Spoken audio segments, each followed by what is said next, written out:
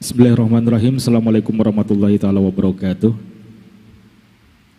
Hamdan wa syukran lillah. Salatu wassalamu rasulullah Muhammadin la nabiyya ba'dah. Allahumma salli wa sallim wa barik ala nabiyyina Muhammadin ala kulli rasulun arsalah.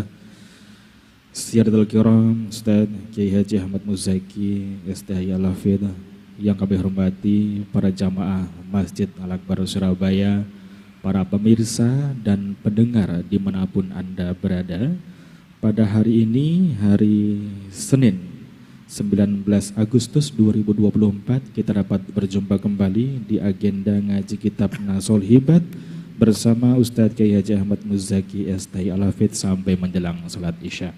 Adapun acara ini disiarkan langsung melalui kanal YouTube Masjid Al-Akbar Surabaya dan juga live streaming mass media di sasfmsurabaya.net. Untuk mengawali ngaji kitab pada malam hari ini, semoga membawa keberkahan buat kita semuanya, membawa ilmu baru. Marilah kita buka bersama-sama dengan baca Sabil Masani Al-Fatihah. A'udzubillahi minasyaitonirrajim. Bismillahirrahmanirrahim. Maliki yaumiddin. Iyyaka na'budu wa iyyaka nasta'in. Ihdinas siratal mustaqim, siratal ladzina an'amta 'alaihim ghairil maghdubi 'alaihim waladdallin. Kepada Ustadz Kiai Haji Ahmad Muzaki STHI Al-Hafidh, tafadhol masykur. Assalamualaikum warahmatullahi wabarakatuh. Bismillah, alhamdulillah, wassalatu wassalamu ala rasulillah Sayyidina wa maulana Muhammad ibn Abdillah wa ala alihi wa sahbihi wa mawalah, wala hawla wala quwata illa billah. Subhanaka la ilma lana illa ma'allamtana innaka antal alimul hakim. Rabbi shrah li sadri wa yassir li amri wahlul 'uqdatam min lisani yafqahu qawli. Wa qala al-musannif rahimahullahu ta'ala wa nafa'ana bihi wa bi ulumihi fid dharaini amin ya rabbal alamin. Bapak Ibu jamaah salat maghrib Masjid Nasional Al-Akbar Surabaya serta seluruh pendengar dan pemirsa dimanapun berada, hadirin hadirat rahimakumullah. Alhamdulillah, malam ini atas izin Allah, atas takdir Allah, kita semua dapat hadir kembali untuk melaksanakan ibadah yang agung, ibadah sholat berjamaah, dan kita berada di majelis ilmu sampai dengan Isya, yang diistilahkan antara maghrib dan Isya itu adalah waktu yang mustajabah. Mudah-mudahan yang kita lakukan hari ini, sore ini, semua dicatat oleh Allah sebagai amalan sholiham makbulah, amal soleh yang diterima Allah, yang semuanya dapat menghapus dosa-dosa kita dan membuka pintu barokah dan rahmat Allah dalam hidup kita. Amin, Allahumma amin.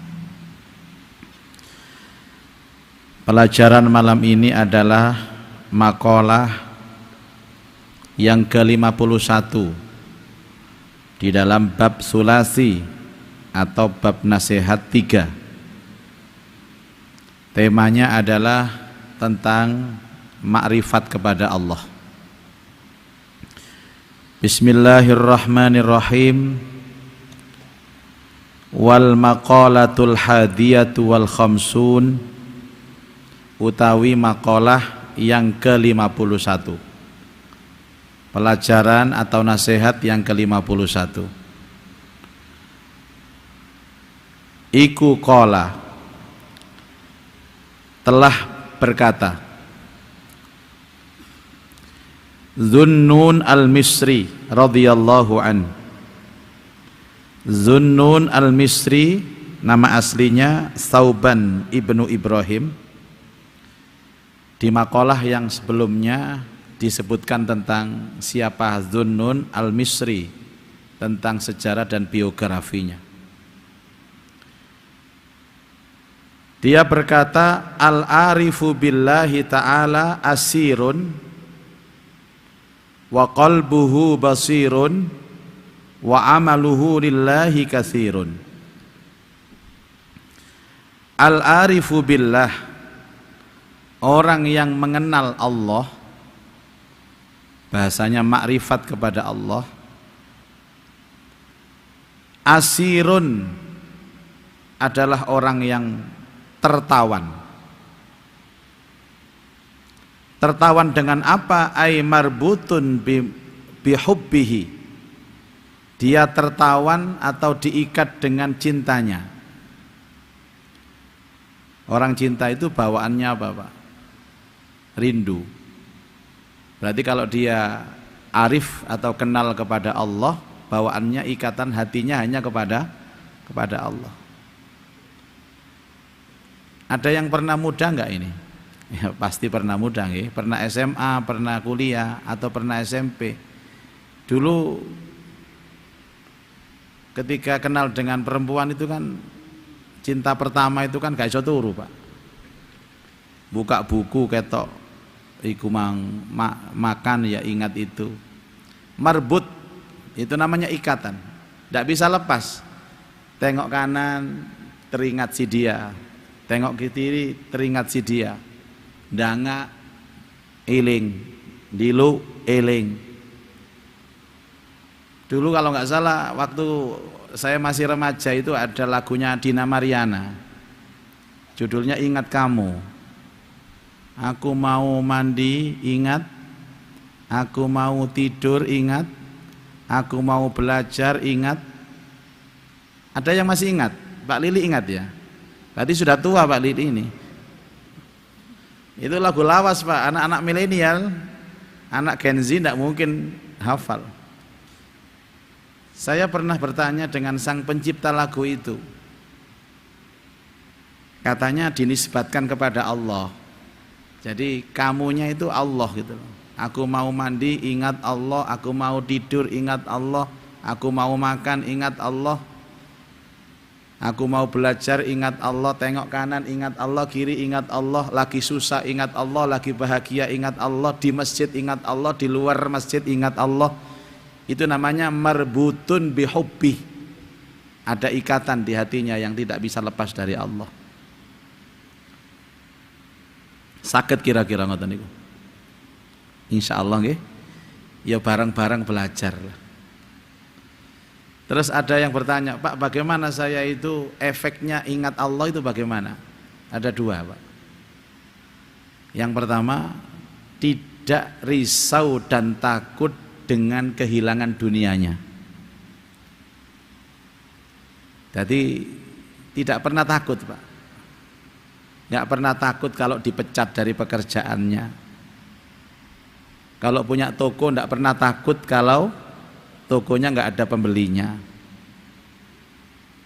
Nek cara kiai gak wedi gak ono job-joban gak nek kiai ono job-job mesti ono lah, mosok gak ono. Artinya nggak pernah risau dengan dunianya, Pak. Itu namanya marbutun bihubbi.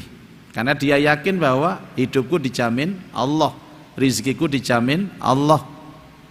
Jangankan urusan rizki, aku bernafas pun juga diatur sama Allah.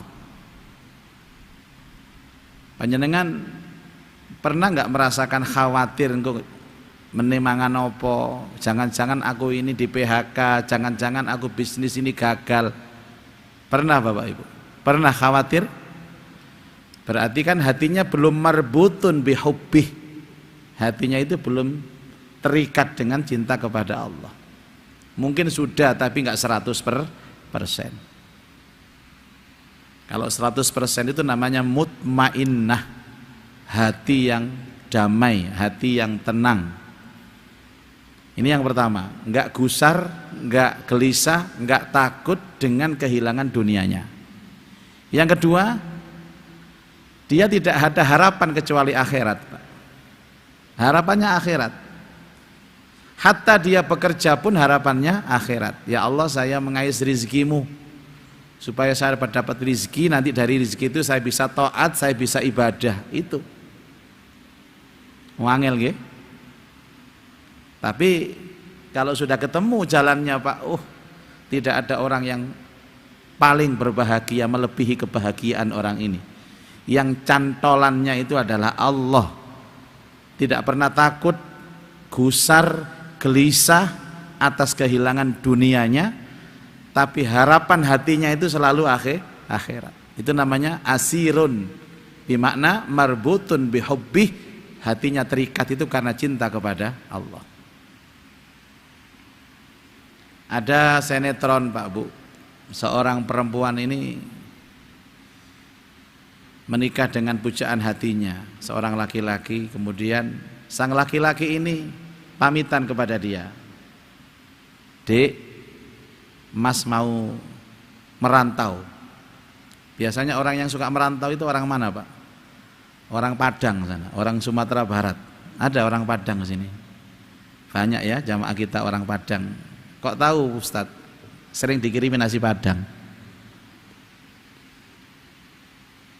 Berapa lama Mas? Wah, masalah berapa lama ini aku tidak bisa jamin Dek. Pokoknya Mas sukses balik. Ngoten niku ya napa Pak? Tapi karena dia cinta, sudahlah Mas, berangkatlah, tinggalkan aku akan setia kepadamu. Tapi awakmu gak tak tinggali apa-apa loh Dek. Mas pergi ini gak punya uang, justru mencari uang, jadi kamu gak ditinggali apa-apa. Sudahlah Mas, yang penting kamu di sana itu dapat rezeki dan kamu setia kepadaku, aku pun akan setia. Masalah tinggalan gak apa-apa Mas, engko njaluk bapakku, njaluk emakku, engko warisanku tak gawe mangan gak apa-apa. Itu cinta namanya. Sudah, dia digoda dengan laki-laki sepeninggal suaminya ini Pak. Ya tegar dia, tabah dia, karena marbutun bihubbi. Saya mau menerjemahkan marbutun bihubbi tadi loh.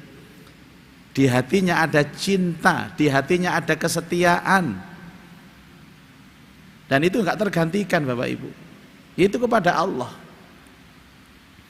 Bahkan suatu ketika ada seorang laki-laki, ini sudah sekian puluh tahun ditinggalkan suaminya tanpa kabar berita. Sang laki-laki datang menggoda dia, wis salah Dek, bojomu iku wis kecantol wong wedok liya. Sudah, kamu sama saya saja. Dan yang menggoda ini lebih tampan dari suaminya, lebih mapan dari suaminya. Tapi sang perempuan mengatakan tidak, aku yakin suamiku juga masih bekerja untukku, dia juga setia. Dan cepat atau lambat kapanpun dia akan datang kembali kepadaku. Itu namanya marbutun bihubbih. Itu kesetiaan Pak. Orang yang setia kepada Allah, walaupun dia pada saat sholat biasanya berjamaah di masjid, ada godaan Pak, ya gak mempan godaannya. Itu namanya marbut. Mas, ono kerjaan Mas, iki wakai iki Mas, anune Mas, hasilnya akeh iki Mas. Pada waktu sholat maghrib, azan maghrib, gak Mas, aku sholat maghrib. Loh, ojo, iki kok wonge wis gak ono lho, mari maghrib hilang loh kesempatannya, dan tidak ada kesempatan dua kali. Babah, sudah terserah, saya tetap setia kepada Allah. Saya tetap setia kepada Allah. Saya menunggu Allah. Itu namanya marbutun bihubbi. Hidup ini kan saingannya banyak Pak. Allah itu kan saingannya banyak. Apa saingan terberat Allah? Dan saingan terberatnya Allah itu apa? Donya. Jadi dunia dengan Allah itu bagaikan air dan minyak. Kalau hatinya ada Allah, nggak ada dunia di hatinya. Tapi kalau hatinya itu ada dunia, nggak ada Allah di hatinya. Hati loh Pak. Orang yang hatinya ada Allah itu bukan berarti kemudian tidak punya dunia, tapi dunia dia punya tapi gak sampai di hatinya. Dunia hanya ada di genggaman tangannya saja, gak sampai di hatinya. Kalau sudah ada penuh hati kita dengan dunia, ini bahaya ini Pak. Sudah.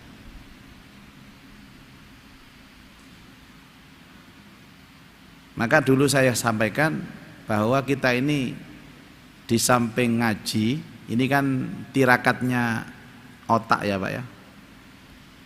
Juga ada tirakatnya hati.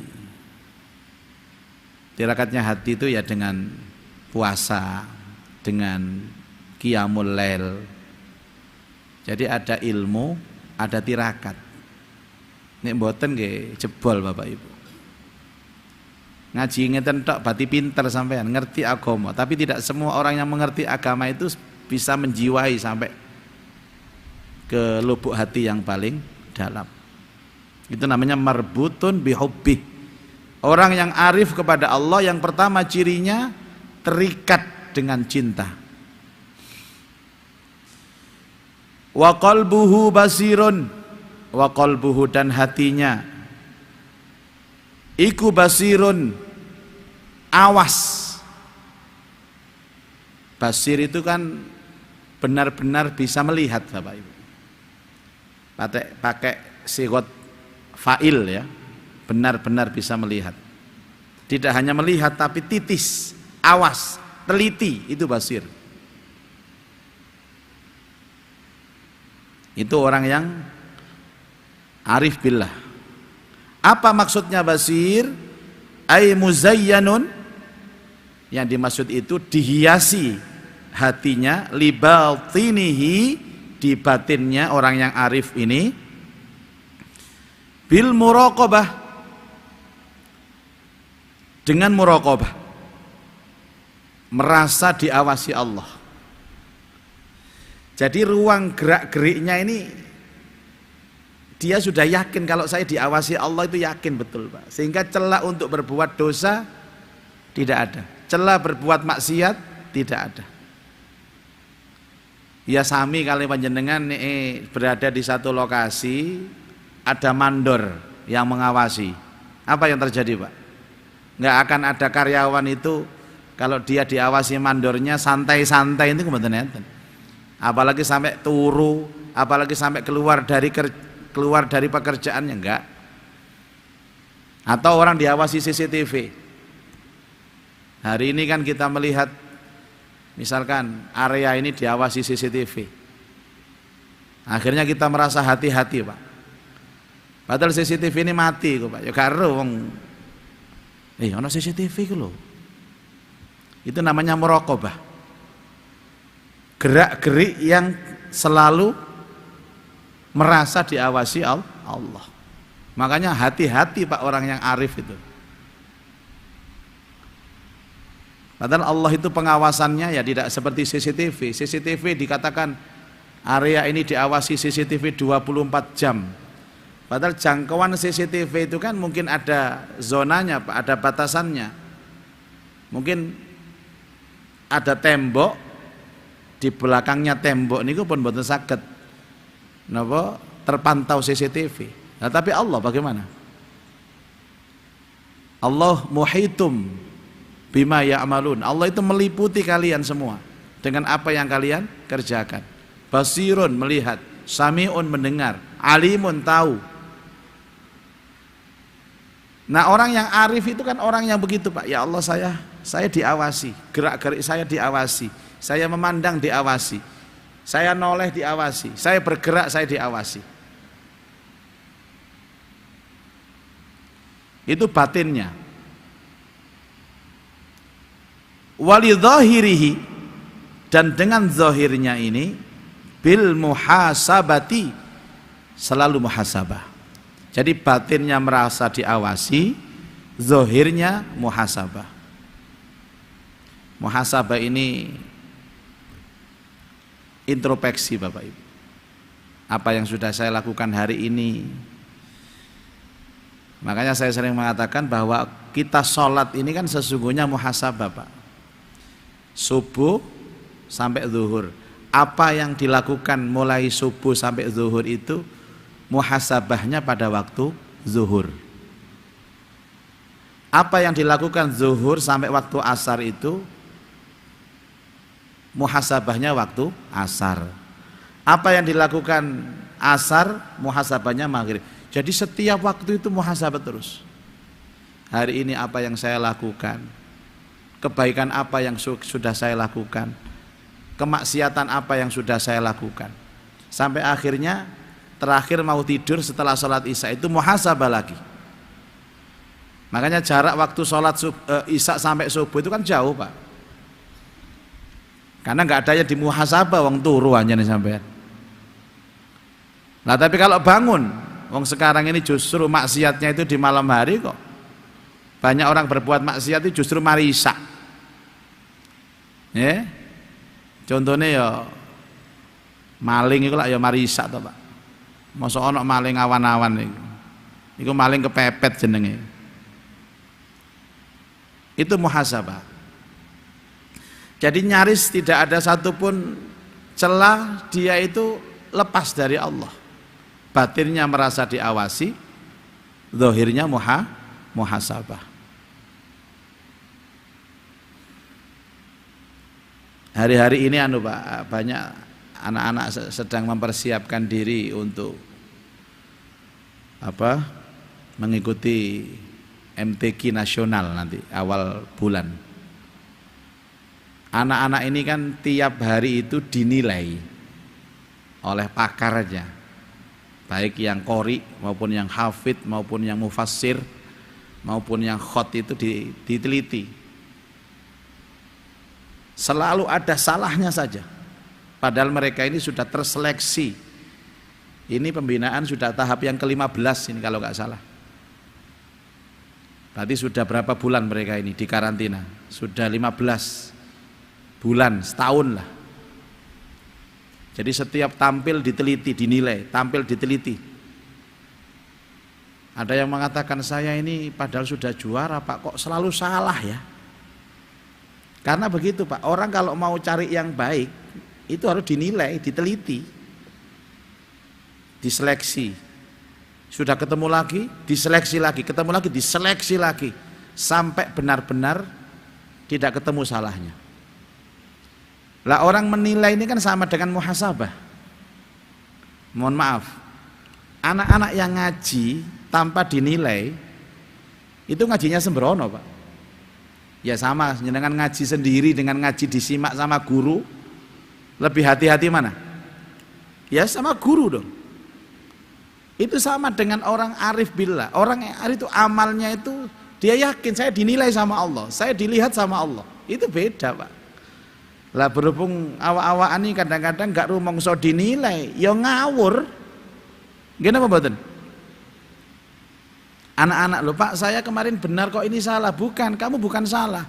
Tapi kita cari bagaimana kamu ini ngaji seolah-olah nanti benar-benar tidak ada salahnya sama sekali. Dan itu dengan cara apa? Dinilai. Ini gak dinilai, ya gak weruh sama salah apa gak. Saya punya murid, beberapa murid itu Pak, sepuh-sepuh semua, ada orang 12 lah, pensiunan semua. Waktu pertama kali ngaji itu ketuanya bilang begini, ketua, koordinatornya, Pak Ustadz, kan ngaji Quran ini Pak, nanti tolong jangan disuruh baca sendiri-sendiri ya Pak Ustadz. Lah terus gimana Pak? Ya bacanya bareng-bareng saja. Ya tumon iki Pak, Ustadz diatur ambek muridnya ya iki. Ya tapi karena mereka sudah sepuh ya saya turuti Pak. Saya turuti, ya sudah. Nanti pokoknya kita ngajinya bareng-bareng. Enggak pernah sendiri-sendiri. Sudah. Pernah gini, Pak, gimana kalau minggu depan kita sendiri-sendiri satu-satu supaya saya tahu kualitas bacaannya Bapak. Sudah. Kalau sing mlebu absen kabeh. Alasan ngene, alasan ngono macam-macam. Waduh ya apa carane rek. Akhirnya saya punya akal Pak, gimana caranya? Kan itu ada di satu yayasan, saya bilang yayasan ini mengadakan lomba baca Quran tingkat manula. Dengan hadiah yang menarik. Diumumkan, Bapak Ibu silahkan yang ikut. Suratnya bebas, milih sendiri. Hadiahnya banyak Pak, enak, bagus, menarik. Akhirnya melok kabeh sak kelas itu Pak. Jurinya saya, nggak tahu mereka kalau jurinya saya. Wong itu saya yang ngarang itu, yang bikin drama itu saya. Sudah, mereka sudah daftar, sudah siap tampil di kelas itu satu-satu. Saya masuk, loh jurinya Pak Muzaki. Waduh, sekali mundur kadung daftar. Akhirnya terpaksa mereka itu ngaji semua, salah kabeh ngaji ini. Padahal sudah 2 tahun ikut saya ngaji. Kenapa Pak? Nggak diteliti. Semuanya bareng-bareng. Siapa yang tahu salah kalau bareng-bareng? Itu yang saya maksud ilustrasi bahwa orang itu kalau merasa diteliti, diawasi, dinilai, itu cenderung lebih hati-hati di dalam beramal. Tapi ini los Pak, wis amblas amblas. Makanya anak-anak ini bukan kalian salah, bahkan ini yang dewan penilainya dari Jawa Timur ini yang baik-baik ambil dari Jakarta, ambil dari sana, supaya lebih teliti lagi, diperes lagi Pak itu Pak. Anak-anak ini, masya Allah. Tapi kalau nggak diteliti ya nggak salah sampai, seolah-olah benar ya, dan akhirnya sembrono. Orang yang arif billah, batinnya merasa diawasi Allah, diteliti Allah. Karena diteliti dan diawasi itu efeknya apa Pak? Zohirnya ini apa? Selalu introspeksi. Oh ternyata kesalahanku ada di sini. Tiang niku nek mboten muhasabah Pak Bu, mboten semerap salahe teng pundi. Kita ini nggak tahu loh Pak. Sholat kita benar apa salah? Nggak tahu. Kalau ndak ada yang meneliti sholat kita. Nah, engkau sama ditegur yang ngamuk kadang-kadang. Makanya ada santri datang kepada gurunya, Pak Kiai, saya sholat tolong diteliti ya. Ngoten Pak. Tapi jarang santri koyok ngono iku. Pak Yai, saya baca Quran tolong didengarkan, disimak ya. Mungkin ada salahnya. Jarang. Semua merasa benar. Padahal masih jauh dari kebenaran. Wal maqalatu saniyatu wal khamsun, utawi maqalah yang ke-52. Qala Dhunnun al-Misri. Sama Pak, ini ucapannya Dhunnun al-Misri. Jadi 3 maqalah ini mulai 50, 51, 52 semua adalah maqalah dari Dhunnun al-Misri. Al-arifu billah ta'ala. Orang yang arif, yang makrifat kepada Allah Ta'ala. Apa ciri-ciri berikutnya? Waffa atau wafiyun boleh ya. Wafiyun, wafi. Dari kata dasar waffa, wafiyun. Wafi itu menepati janji Pak. Janji kepada siapa? Ai bi ahdillahi ta'ala, janji kepada Allah Ta'ala. Dengan cara apa orang ini menetapi janji dengan Allah? Bi an adda awamirillah, bi an adda awamirallah, dengan menjalankan semua perkara-perkara yang diperintahkan Allah Ta'ala. Jadi panjenengan kalau diperintah sholat, sholat namanya menetapi janji. Diperintah puasa wajib, kemudian melakukannya itu namanya menetapi janji. Diperintah untuk bersedekah, berzakat, Anda lakukan itu menetapi janji. Dan orang arif tidak pernah ingkar janji Pak dengan Allah itu. Menetapi dengan semua perintah itu menetapi janji. Semoga kita ini termasuk yang begitu ya Pak ya. Wa aufu bi ahdillah, dan tetapilah janji dengan Allah dengan menjalankan semua perintah. Jadi kalau panjenengan itu nih diperintah tapi nggak mengerjakan, artinya kita ingkar janji. Wa qalbuhu dzakiyun, wa qalbuhu utawi hatinya orang makrifat itu dzakiyun, pakai dzal Pak, bermakna cerdas. Cerdas itu apa Pak? Aisariun, cepat, cara berpikirnya cepat. Apa kebalikannya kalau berpikir lambat itu apa namanya istilahnya Pak? Ya, bahasa lambat itu ya ini bahasa Pak, itu jahil namanya. Zaki itu kebalikannya jahil. Jahil itu bodoh. Tolol. Ini ada bahasa terbaru oon. Apa mana Pak? Bego. Apalagi Pak? Koplak, ngawon koplak. Semuanya begitulah. Jadi begini. Karena ketajaman pikirannya, ketajaman hatinya, ini berpikirnya cepat. Cak cak, satset. Itu orang arif. Ya, mungkin terbiasa dengan Pak. Dia terbiasa dengan cara Allah memerintahkan kita. Coba.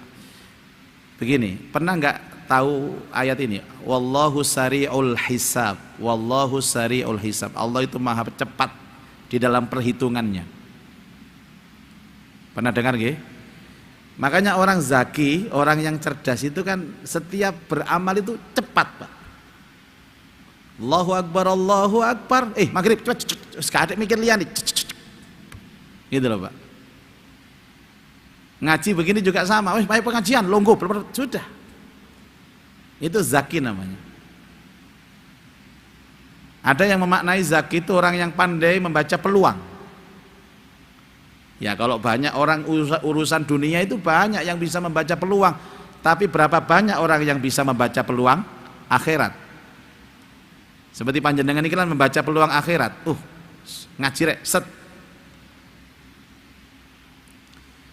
Itu zaki namanya Pak. Cepat. Di dalam berpikirnya cepat sekali dia. Cerdas. Zakaun ya. Kan kemarin saya sampaikan tentang bagaimana persyaratan orang menuntut ilmu. Salah satunya di antara 6 syarat itu zakaun. Harus punya kecerdasan. Kecerdasan itu bagaimana dia berpikir cepat. Nggih sami kalian ngaten Pak, ngapunten nggih kula mboten ngomong kula niki cerdas mboten. Lah nek ana penceramah kok pelan-pelan omongane. Bapak-bapak, ibu-ibu yang saya hormati, bahwa orang yang mengenal Allah yang pertama lali delok maneh. Apa ya? Yang pertama gak diterus namanya. Yang pertama durung jawab sing pertama wis turu kabeh jamaah Pak. Ini gak cerdas wong iki Pak. Ki sami sampean ngrungokno khotbah niku lho. Bagaimana Rasulullah berkhutbah? Rasulullah berkhutbah itu kalimatnya dipercepat.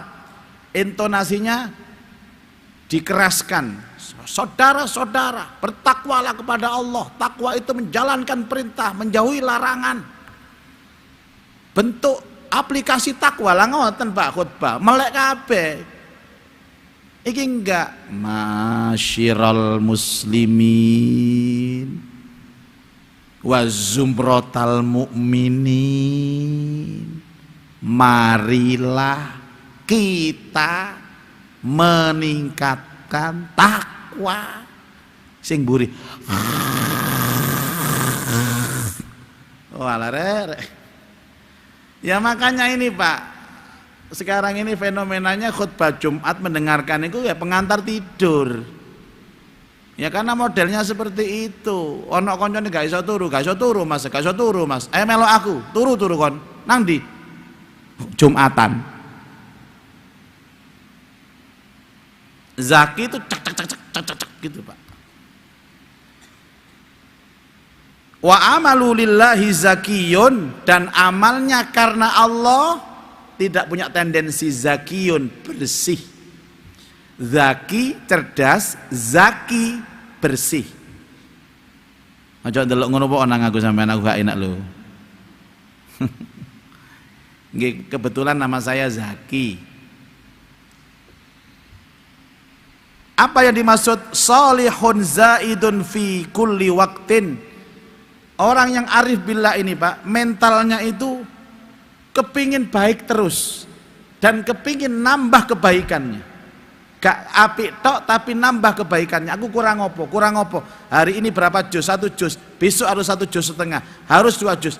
Begitu Pak. Hari ini sedekahku berapa? 50.000. Besok 100.000. Jadi pengennya baik dan pengennya nambah kebaikan. Sholihun zaidun fi kulli waqtin. Yang difikirkan satu, bagaimana saya berbuat baik, bagaimana saya menambah kebaikan. Itu mental-mental arif billah. Jadi wafiyun, zakiyun, zakiyun. Seiling nggih? Wafiyun menepati janji, zakiyun cerdas berpikir dan cepat membaca peluang, utamanya akhirat. Zakiyun bersih, suci hatinya, setiap beramal lillah karena Allah, tidak ada tendensi. Ini termasuk ciri-ciri makrifat di dalam kalam dari Zunnun al-Misri. Semoga manfaat Bapak Ibu. Insya Allah kita lanjutkan dalam pertemuan akan datang. Masih ada waktu Ustadz Gana, bisa dikondisikan untuk dialog ini. Langsung ada yang ngacung ini, beliau. Satu pertanyaan saja Ustaz. Nggih. Monggo, apa Yahya nggih? Luar biasa beliau ini, zakiyun, zakiyun, wafiyun. Cuman wis rada tuwa ngono ae.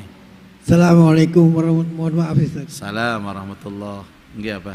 Sebenarnya kan setiap kali sholat itu kan inna sholati wa nusuki Nggih. wa mahyaya Nggih. wa mamati. Itu sebenarnya kan kita berusaha untuk menepati itu. Iya, Cuma sekarang bagaimana secara konsisten gitu loh Ustaz. baik. Mohon maaf. Nggih. Betul, Pak. Jadi setiap situ kan kita janji inna sholati wa nusuki wa mahyaya wa mamati lillahi rabbil alamin.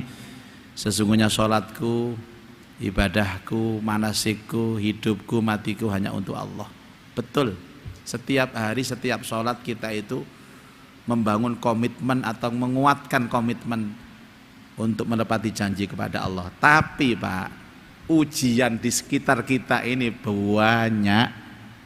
Niku sing dadi masalah. Makanya kata Rasulullah, ittaqillah haitsuma kunta. Bertakwalah kamu dimanapun kamu berada. Wa atbi'is sayyi'atal hasanah. Ikutilah perbuatan jelekmu dengan perbuatan baikmu. Wa khaliqin nas bi khuluqin hasan. Dan pergaulilah manusia itu dengan akhlak yang baik. Bapak Ibu, kenapa sering kita nggak konsisten? Kenapa sering pelin-pelan? Kenapa sering berubah komitmen? Apa sebabnya? Karena nggak kuat ujian. Lah hidup itu kanan kiri ujian Pak. Atas ujian, bawah ujian. Semuanya ujian. Jangankan di luar masjid, di dalam masjid pun ujian. Masya Allah. Kemarin salah satu contoh ada majelis zikir Pak. Saya ada majelis zikir, ada jamaah sekitar 700 orang yang hadir. Tiba-tiba ada 2 orang atau 3 anak ini yang rame Pak. Jadi ada jamaah itu bawa anak gitu loh, dan anaknya rame sekali, bengok-bengok. Di tengah-tengah kita zikir, enak khusuk-khusuk. Zikir kabeh wis nangis-nangis kabeh ndongone, anak cilik bengok-bengok. Ini kan ujian. Itu yang bikin kita. Tapi ingat Bapak Ibu, justru dengan ujian inilah maka kita bisa istiqomah. Kalau mungkin Allah itu bilang beginilah, kamu kalau nggak diuji lah, ya enak kamu lah. Sholat nggak diuji, sholat ada ujiannya Pak. Keluar ini ada ujiannya, semua ada ujiannya. Dan hidup ini penuh dengan ujian. Justru karena ujian itu, Allah ingin tahu kadar keimanan kita atau